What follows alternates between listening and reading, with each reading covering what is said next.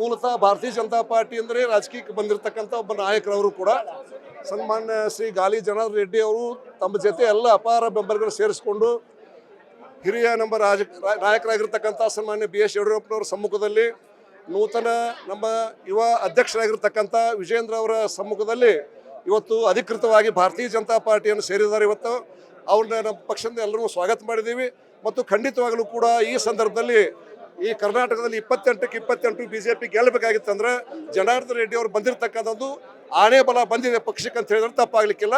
ಖಂಡಿತವಾಗಲೂ ಕೂಡ ಆ ಕಲ್ಯಾಣ ಕರ್ನಾಟಕ ಒಂದೇ ಭಾಗ ಅಲ್ಲ, ಇಡೀ ಕರ್ನಾಟಕ ತುಂಬ ಅವ್ರ ಛಾಪ್ ಐತಿ.